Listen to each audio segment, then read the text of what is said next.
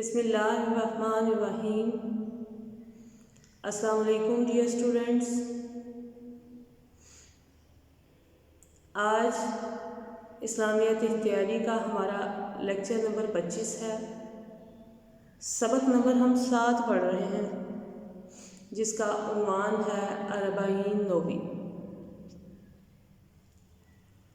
آج کی ہماری حدیث نمبر 18 ہے اربعین نووی کی،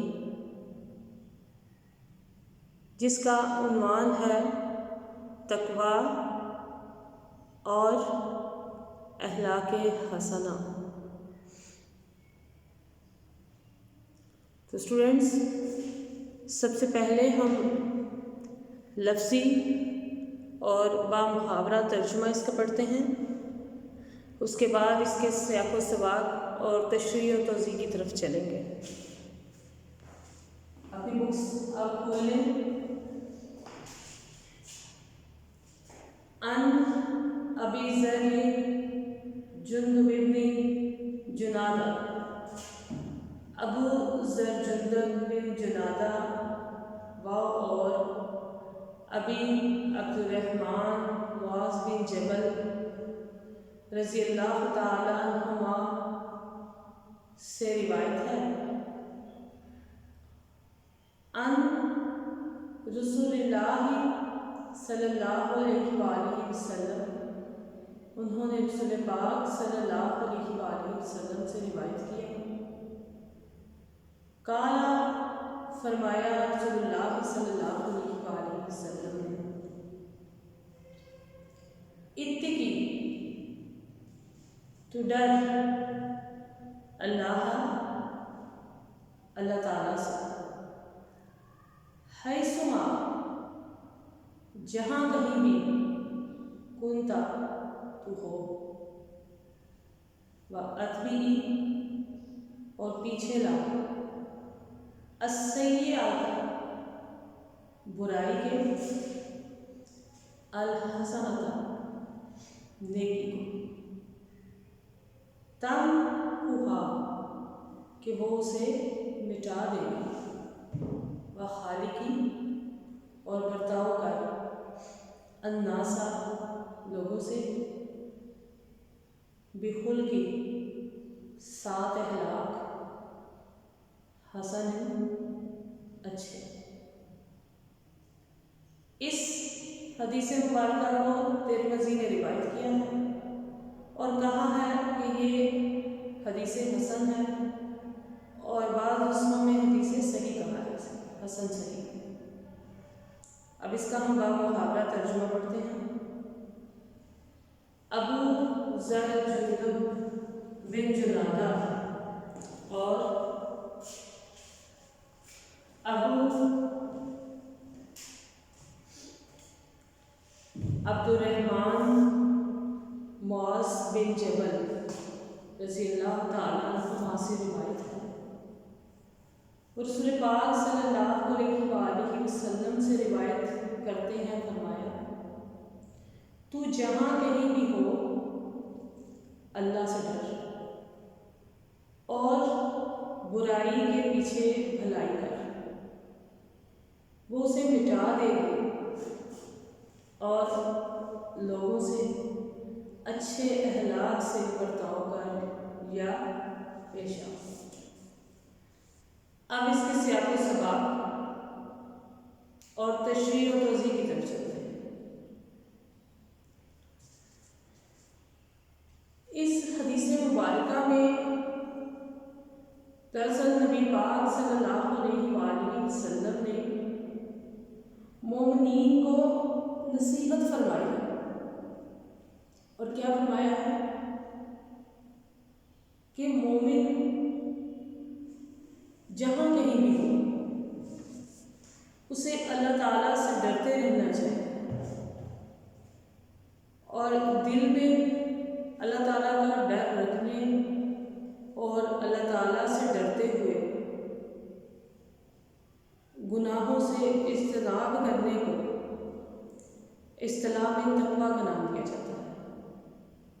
تو ہمیں نبی پاک صلی اللہ علیہ وآلہ وسلم اس حدیث مبارکہ میں تقویٰ اختیار کرنے کی نصیحت فرما رہے ہیں در حقیقت۔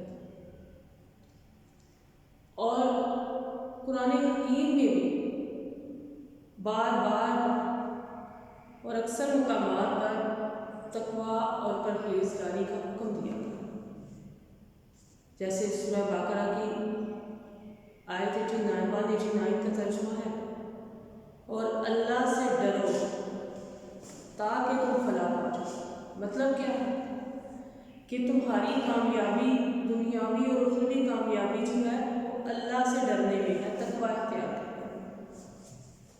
پھر سورہ آل عمران کی آیت نمبر 102، اے ایمان والو اللہ تعالیٰ سے ڈرو جیسا کہ اس سے ڈرنے کا حکم ہے۔ بار بار آپ کو بتاؤں گی کہ ڈرنے کا مطلب یہاں تقویٰ اختیار کرنا ہے۔ پھر نبی پاک صلی اللہ علیہ وآلہ وسلم نے کئی طرح سے تقویٰ کی جو ہے وہ تلقین کی۔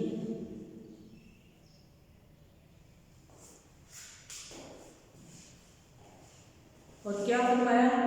میرے نزدیک ترین لوگ متقی ہیں، ہاں وہ کوئی بھی ہوں اور کہاں سے ہوں۔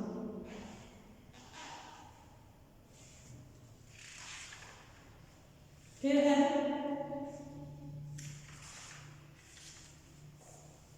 میں تمہیں تقویٰ کی تلقین کرتا ہوں، کیونکہ ایک مسلمان دوسرے مسلمان کو جو بہترین تلقین اور نصیحت کر سکتا ہے وہ یہ ہے کہ اسے آخرت کے لیے آمادہ کرے اور تقویٰ کا حکم۔ اسلام، ہمارا دین اسلام جو ہے وہ برائیوں سے اجتناب کرنے، رکنے، پرہیز کرنے اور نیکیوں کی طرف، اعمال صالحہ کی طرف، اچھے اعمال کی طرف راغب ہونے کی تلقین کرتا ہے۔ اور اس حدیث مبارکہ میں بھی نبی پاک صلی اللہ علیہ وآلہ وسلم مومنین سے یہی ارشاد فرما رہے ہیں کہ اگر کسی انسان سے کوئی بھول چوک، کوئی غلطی، کوئی خطا، کوئی گناہ ہو بھی جائے تو اسے چاہیے کہ وہ اس گناہ، اس برائی، اس غلطی کے بعد جو ہے نیکیاں کرنے میں مصروف ہو جائے۔ اور پھر فرمایا کہ اس کی نیکیاں جو ہیں وہ اس کے گناہوں کو مٹا دیں گی۔ اور قرآن حکیم میں بھی اللہ تعالیٰ اسی بات کو ان الفاظ میں بیان کر رہے ہیں۔ سورہ ہود کی جو ہے آیت نمبر 114 ہے، جس کا ترجمہ ہے بے شک نیکیاں برائیوں کو دور کر دیتی ہیں، اور اس کے علاوہ گناہوں، غلطیوں، کوتاہیوں کو جو ہے وہ مٹانے اور ختم کرنے کے لیے شریعت اسلامیہ نے مومنین کو معافی کی، توبہ کی تلقین کی ہے کہ انسان اللہ تعالیٰ سے معافی مانگنے، توبہ استغفار کرنے کے ذریعے جو ہے اپنے گناہوں کو مٹا سکتا ہے، یعنی اس کے گناہ سے مٹ جاتے ہیں۔ نبی پاک صلی اللہ علیہ وآلہ وسلم کا ارشاد مبارک ہے، گناہ سے توبہ کرنے والا اس شخص کی طرح ہے کہ جس کا کوئی گناہ نہیں۔ یعنی جب انسان گناہوں سے سچے دل سے توبہ کر لیتا ہے، اللہ تعالیٰ سے معافی طلب کر لیتا ہے، تو وہ بالکل ایسے ہو جاتا ہے جیسے اس نے وہ گناہ کیا۔ پھر قرآن حکیم میں بھی بار بار توبہ کرنے کی تلقین کی ہے۔ سورہ تحریم کی آیت نمبر 8 ہے، اے ایمان والو اللہ کی طرف توبہ کرو، صاف دل کی طرف، یعنی خلوص اور خالص دل سے جو ہے وہ اللہ کی توبہ کو اللہ سے معافی مانگو، توبہ استغفار کرو۔ تو توبہ استغفار سے جو ہے وہ گناہ مٹ جاتے ہیں، انسان کے ختم ہو جاتے ہیں۔ پھر اس حدیث مبارکہ میں ایک اور چیز کی جو نصیحت کی گئی، ترغیب دی گئی مومنین کو، وہ ہے اخلاق حسنہ، یعنی شریعت اسلامیہ میں اخلاق حسنہ کو اپنانے کی بہت زیادہ تلقین و ترغیب دی گئی ہے۔ اس حدیث مبارکہ میں بھی نبی پاک صلی اللہ علیہ وآلہ وسلم مومنین کو اچھے اخلاق یا اخلاق حسنہ جو ہے اپنانے کی تلقین فرما رہے ہیں، نصیحت فرما رہے ہیں۔ تو اس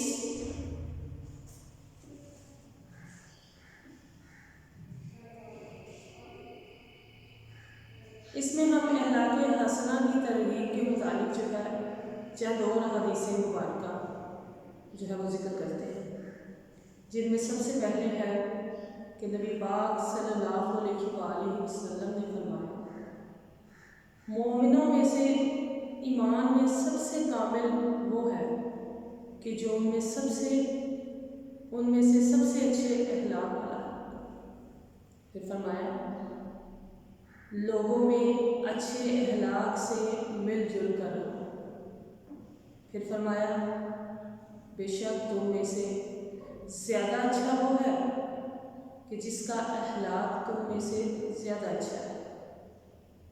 پھر فرمایا، اللہ کے بندوں میں سے اللہ کا سب سے پیارا ان میں سے سب سے اچھے اخلاق والا ہے۔ پھر فرمایا، نیکی اچھے اخلاق کا نام ہے۔ پھر فرمایا، مومن کے ترازو میں قیامت کے روز اچھے اخلاق سے بھاری کوئی چیز نہ ہوگی، میں اچھے اخلاق کی تکمیل کے لیے مبعوث کی گئی۔ پھر فرمایا، اے اللہ تو نے میرا جسم اچھا بنایا ہے، میرا اخلاق بھی اچھا بنا۔